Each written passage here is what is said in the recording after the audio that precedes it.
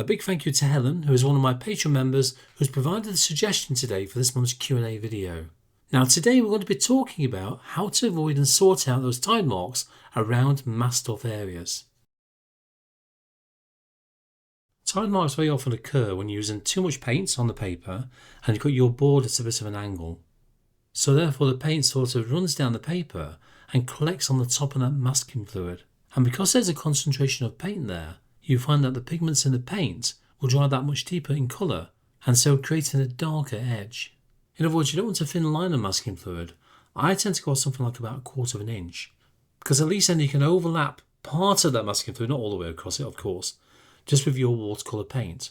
That will help cut down the problem that if your masking fluid line is too thin, you won't need to go to the very edge too much of that masking fluid, which is obviously where the paint and the pigments within that paint will collect against the edge of that masking fluid. So having a wider line will help reduce that problem. It won't stop it, but it will lessen the problem. If you press too hard with your pencil during that initial drawing out stage, that can create an indentation on that paper. And you find that when you paint over the top of that, the pigments within the paint will collect within that recess, within that sort of a valley where the pencil's been.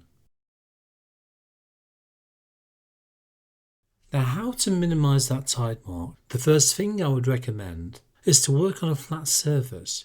So to minimise the issue, make sure that your paper is level or near enough. Apply that masking fluid as thinly as possible. I find the thicker the masking fluid, one, it's sometimes harder to remove, but also it creates a very large barrier for that paint to pull up against, causing the paint to kind of go back into that little recess at the beginning of that masking fluid edge.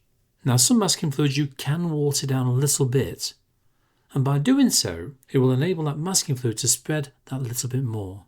But please test this first on some scrap watercolour paper before you go to your main painting. And make sure that once that thinned down masking fluid is dry, you can remove it. Because if you have it too thin, there's more chance it will soak further into that watercolour paper. Be extra aware of pooling as you apply that wash to the paper, and use a thirsty brush technique to soak up the paint before it starts to dry. Also ensure that you apply a good width of masking fluid. And for those really small areas, simply fill them in, that's what I do. So at least then you can apply the paint straight over the top of it, without the need for hesitation around those edges. I very often work with very watery, pale colours within the backgrounds I paint. Yes, these will still create tide marks, but because they're paler, they don't show up quite as much. And as long as you're not using staining pigments, you'll find they're much easier to remove or adding details over the top. Also vary the tonal values within your backgrounds.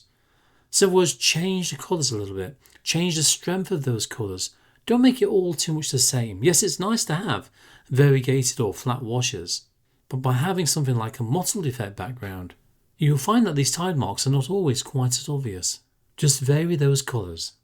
So I normally add a background before I start painting the subject. I find it easier that way. Or if you want to, you can add a background after you've painted the subject. But that's not easy, because you've got to work around that image very carefully. And that calls for a very steady hand. And I've even got a video on that as well, which I'll link in the top right hand corner of the screen.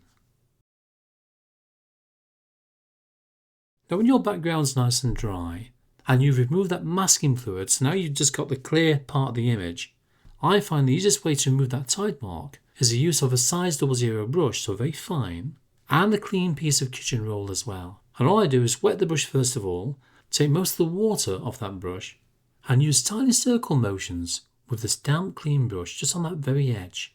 As soon as you've done one small area, lightly dab it with your kitchen roll, just in case there's too much water there and it starts to spread within that background. Because then you end up with cauliflower marks, blemishes, whatever you want to call it, which sometimes you don't really want, do you, within a painting. So remember, a damp, clean brush, not soaking wet. Now when we're painting wildlife, we've very often got feathers or fur overlaying that background.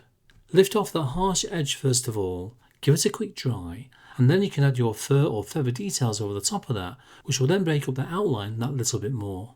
But do remember to try and lift off as much as you can before you go in with those feathers or fur.